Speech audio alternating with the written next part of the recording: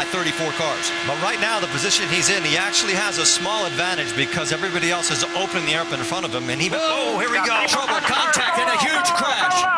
Up in turn number 2. Oh, multiple cars involved. Oh, my.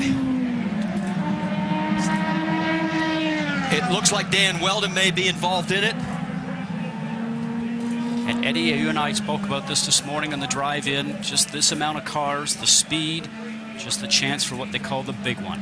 And what happens in conditions like that, when you're, even if you're 300 yards behind that, you cannot stop these cars. The only option you have is to try to avoid it, and it was impossible to avoid anything there. And you saw willpower. His car involved as well. My. What a mess. That's Townsend Bell that was, I think his car was up on its side there, the 22.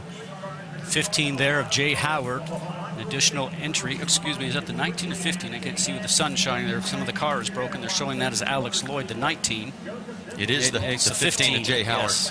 One of the cars actually flew for about 200 yards in the air. Red flag is out here at Las Vegas Motor Speedway on lap number 12. And from high above, you can see the carnage.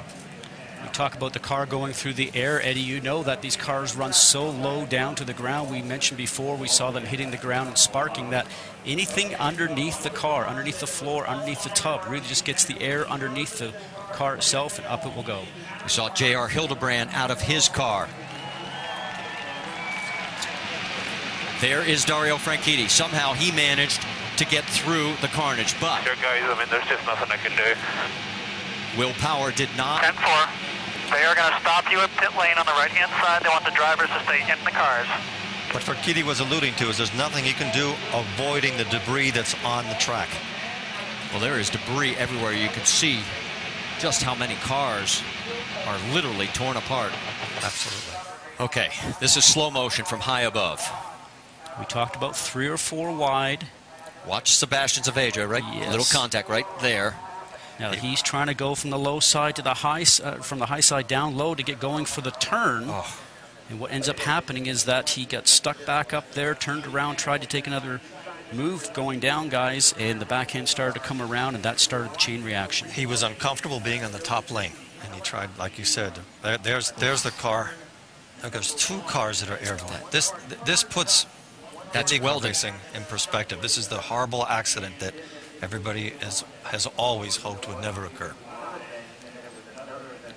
And as we said, 15 cars we now know of involved out of the 34 that started this race. We're under a red flag situation. We'll step aside.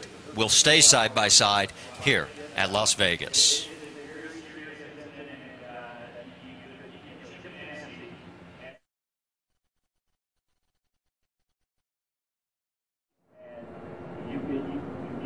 And all the action starts up front, Marty. As you know, we just mentioned it's very difficult to try and avoid it. And as Dario was mentioning, he's just looking forward, trying not to hit the car that's in front of him or subsequent cars that are there. And luckily for him, he got through before everything started to go just upside down. But it's also where you position yourself on the track. He was Patrick. Exactly what happened in this 15-car melee.